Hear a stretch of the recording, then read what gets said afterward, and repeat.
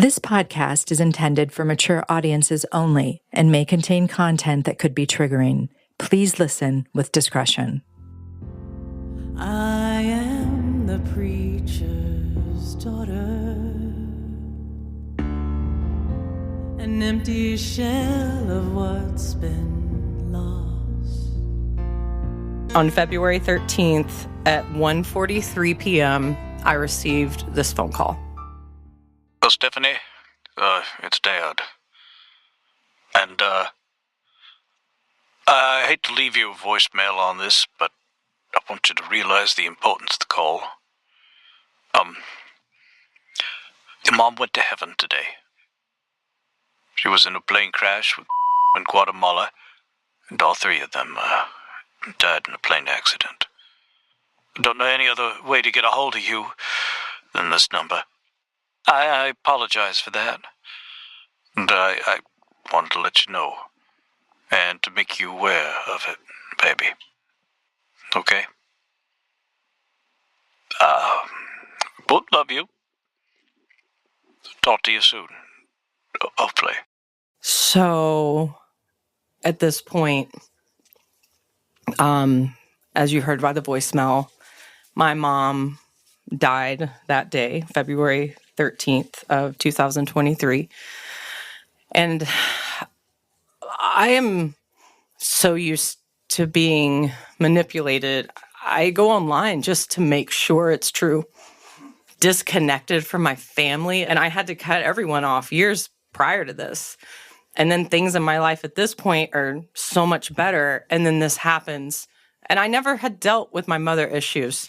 And then online, I discovered that a lot of other countries are not censored when it comes to the content that they're putting online from the news. And the plane was just burning on the ground. There's video of it, and I'm watching it. Literally, it was just the three of them in the plane, her younger sister and younger sister's husband. They were missionaries in Guatemala. And it is on fire. I mean, and then the aftermath pictures are just charred remains. There's the front of the plane, the back of the plane. And I was sitting with my partner at the time and asking, like, where are they? What happened to them? I see the front of the plane. I see the middle of the plane.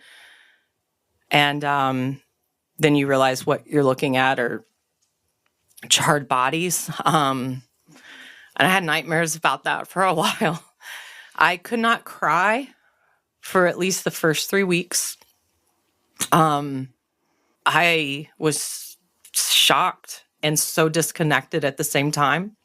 And then I ended up having a very big panic attack about 3 weeks in.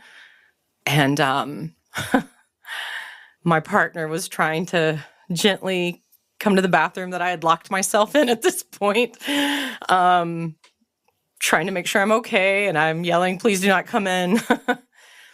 And finally, I start yelling, everything she ever made me feel is in my head again. It's in my body. And I had just learned how to self-love. And I felt good for the first time. I was so angry. Because in her death, those unresolved issues, it's like she just flooded me with all the negativity that she had given me all my life. And I've never been able to pinpoint what it is. I've never understood how she did it. And I think that's what happened in my last relationship that shook me to my core, was my mom was a narcissist to the point that she hurt me from being born until an adult. And I didn't know how to figure that out. I just always thought something was wrong with me. And in her death, all of those feelings came back. That's why it's hard to deal with the pain I felt from her. The pain for my children at that point was so immense, but that was the time that the pain for myself became greater than ever before. And it's like I'm grieving myself all over again. Like, what is wrong with me? Why do I feel like a failure? Why do I feel like I'm not good enough? And so Of course, 2023, right back into therapy. My therapist was just like, oh my God. My mom, if she would have gone in a natural way, I think I could have processed it even better. But the fact that it was like this it was horrible. I wouldn't wish that upon anyone. And so it was just layers of confusion.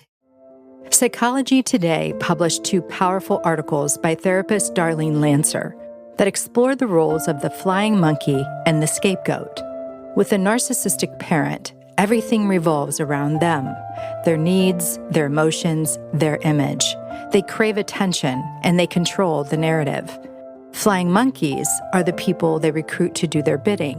It could be a friend, a sibling, and sometimes even another parent who is the one who will guilt, shame, or gaslight others, all to protect the narcissistic's version of the truth. And then there's the scapegoat, and the one that's blamed for everything and punished for problems they never caused, just to preserve the narcissistic's perfect image. It's not about what the scapegoat did. It's about who the narcissist needs them to be. A 2023 study backed this up, showing that the more narcissistic a parent, the more likely a child was cast as the scapegoat. This role leads to higher anxiety and depression into adulthood. So when Stpehanie tells us she grew up carrying the blame for every broken rule, she's not exaggerating. She's describing a textbook system. And research shows that the emotional bill for the scapegoat often comes due decades later. And so I get back into therapy. Now I've got some tools to realize like something's not right. I'm not processing this. And I'm not exactly sure what it is, but I know I don't feel like myself. And I know these thoughts are not mine, but they are the ones my mother gave me. And that for the first time was something that positive, like had happened to me coming out of therapy. I realized like, oh my God, I'm not just falling back into bad patterns. I have a toolbox to work with. Thank goodness. And because of that, I am still working on it to this day. But I have things now that I can identify. Just because we know something doesn't mean it disappears immediately. We still have to work hard on it. I'm still trying to figure out a way to get that block out of me that was caused during her death. But now I'm at least equipped to handle it and know what it is, and not like when those intrusive thoughts come now. Sometimes I cry and talk about it and get it out of my system. And sometimes there's days I can actually fight it and say, that's not my voice. I am starting to listen to my voice more and more every day, and trusting my voice has been the best thing that I've ever been taught to do. And I'm so, so thankful for that. Have you spoken to your father since that phone call? I know you didn't speak to him. He left a voicemail, but have you spoken to him? I have not. He was starting to call more, text message. And my sister at this point had also reached out, and I really appreciated the way she did it. She's like, I'm not trying to cross boundaries, but I feel like you need to know this information. And also we have some legal matters to deal with. And so I have my partner, because what started happening, it was triggering me. I would see a name pop up, like my dad's on my phone, and I was just already dealing with these mommy issues in my body. And then I would see that things were just triggered, and I was starting to really, I was feeling it. I was feeling pain in my like physical body even again.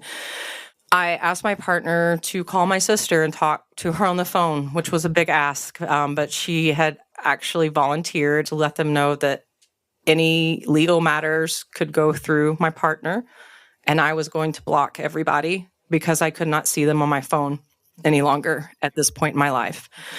And my therapist, I talked to her about this before I did it to make sure it was the right thing to do. She helped guide me through that process, which I really appreciated. And the beautiful thing my sister did for me that day, she told my partner, she's like, she understands, and whatever I needed to have my needs met right now, it was okay.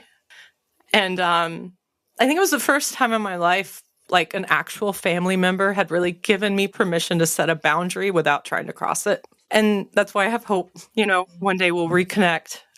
Just got to get through some stuff still, that's stuck in there. And, just make sure I'm in a healthy place, to handle that. Did you go to your mother's funeral? I did not. Okay. That was a hard decision. It was a memorial because they didn't have the body.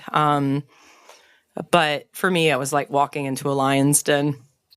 I could not go close to the people that were going to be at that memorial service. And it was the right decision. But I am truly, truly thankful that I've done this podcast. It has been so much harder than I thought it was going to be, Lisa. I am hoping through vulnerability and speaking is power, that I can help someone to not feel alone and have the courage to listen to themselves and their own voice. Children who grow up around domestic violence face a higher risk of emotional struggles unless they have one steady, loving adult who shows up no matter what. My children, I know they went through a lot. The hand of me being an unequipped parent. I will happily admit that on this podcast because it happens to a lot of us that have been through these things. They do have their lives and they're both moving forward and doing well, and that's all I could ever hope for. And I do love them so much, but there will always be something in me, I think, that will hurt because of what they have been through.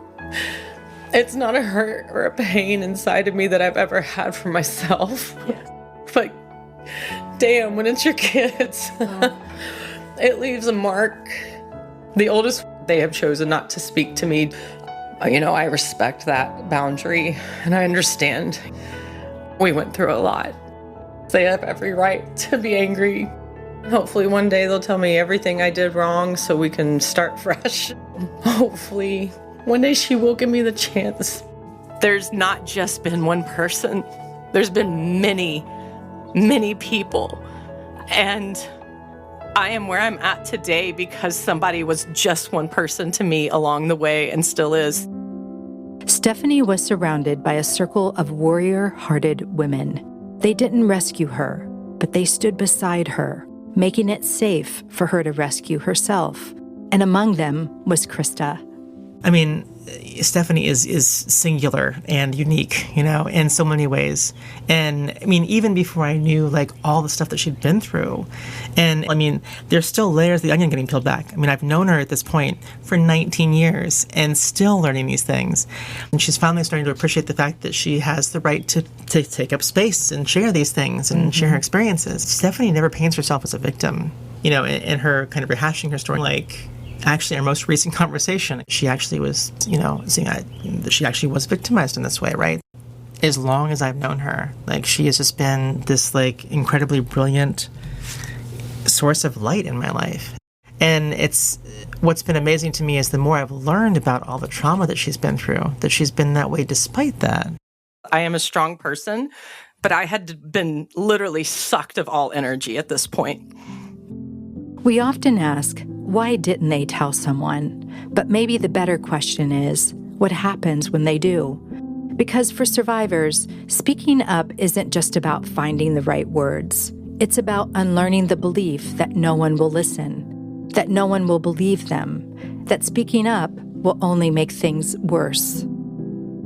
She shared stories very early on. Nothing, too uncomfortable. She keeps it professional. But, I knew very early on that she was, a preacher's daughter. I think our stories are a little similar. I don't have a preacher parents, but my parents were super conservative Catholic, very authoritarian. That really gave us kind of common ground, I think. Sometimes we have difficult conversations, but Stpehanie is not the sort of person to ask for support. It's one of the things that I've seen about her over the past, year and a half, even just a year, really. She's gone from being so apologetic to finally just being owning herself and who she is and being okay. And when I think of the characteristics about Stpehanie that come to mind first is that selflessness and truly making sure that others are happy and comfortable at, sometimes at her own risk, which she's gotten better about, so much better about. We'd been talking about, I play the drums, and I found out that she played piano and sang. And so she invited me to come to her apartment, which was right above the salon, and listen to her play. And she sits at the piano, and I can tell she's a little nervous. And I sit down on the floor behind her on the carpet. And I remember, within the first few chords thinking, oh, okay, this I did not expect, because it was beautiful. So the melody is beautiful. And then the first lyrics are, suicidal mother, it is not my fault. And I remember thinking, shit, what is this about? Well, the lyrics are heartbreaking. The chorus is already broken. I can't give you what you want. And I'm thinking, man, where does this come from? I knew her as this like joyful, always laughing, ebullient person. Like, where is this coming from? There's something dark here. There's something deep here that I don't know about. And I haven't seen it yet, but this song is incredible. I was enraptured. There's a phrase that I really like, which is to hold something lightly. And she is able to hold some of these really serious, heavy things that have happened to her. But she is able to have a level of distance from them that I think has enabled her to overcome them. And the longer she is working on that, the more I see it. These are things that have happened to her, but they do not define her. She would tell me these things, and my jaw would literally be open and like, not amazement, but just shocked from these stories, because it's nothing that I've been used to or have had to see at all, especially like the religious side of it. I come from being raised more so Catholic, not the evangelical side, which is very different. I mean, she is honestly a leader. And she does take a sense of ownership. It's her business and it's her responsibility to create this environment. It's amazing seeing her build her salon and the amazing environment. She's built like a safe space for people to come in. That they all get along so well. It's amazing. I think that she follows the golden rule in a way. Like, she's going to treat people how she wants to be treated. Just seeing her and how resilient she's been through every single thing she's gone through. She has never let these things like bring her down to the point of stopping.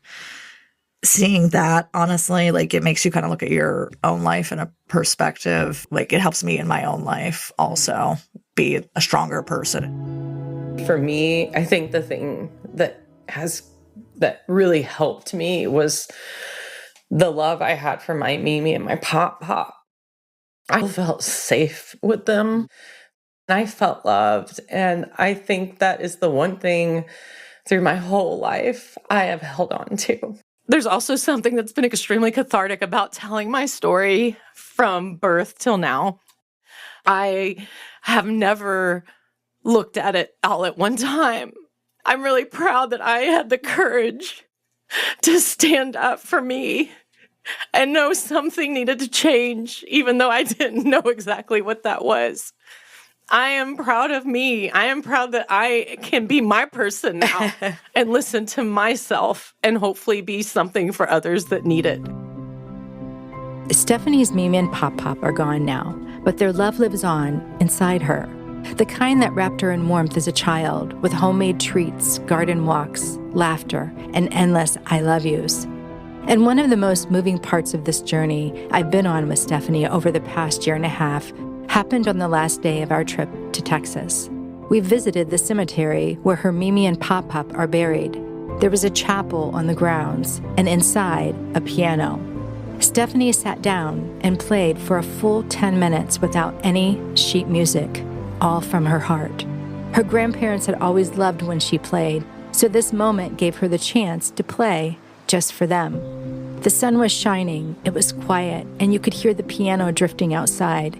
It felt as if they were there, with us, listening. Stpehanie still remembers every corner of their home, the smells, the safety. The love they gave her was steady, unconditional, and it planted a quiet strength inside her. That love became her compass. It reminded her she was good, that she could heal, that she deserves to be loved. And I am so incredibly grateful and thankful for that. And I am hoping through vulnerability and speaking is power, that I can help someone to not feel alone and have the courage to listen to themselves and their own voice. And it sucks to talk about these things. It's not fun. I mean, this has been hard. It's brought up stuff. I've had anxiety attacks and little panic attacks, and like things have happened through this process, and we knew it would. And my therapist was also armed and ready for this as well. And I'm so happy I've done it. There's also something that's been extremely cathartic about telling my story from birth till now. I have never looked at it all at one time. I am proud that I can be my person now and listen to myself and hopefully be something for others that need it. One thing my therapist told me through this process was, even though somebody has a mental disorder, abuse is never okay. And I stand by that. Abuse is not okay. But when somebody is hurting and their story doesn't make sense to you, and you don't understand why they're still in a bad relationship, have compassion. You can't force somebody out of these things, but when they need you, they need somebody strong to be there. And I hope that somebody out there is just one person for somebody else. And one thing I just want to remind people, have compassion, have empathy for others, and try not to be too judgmental when you don't know where somebody's come from, because we all need people. Thank you. Thank you, Lisa. And just like that, season 1 is a wrap.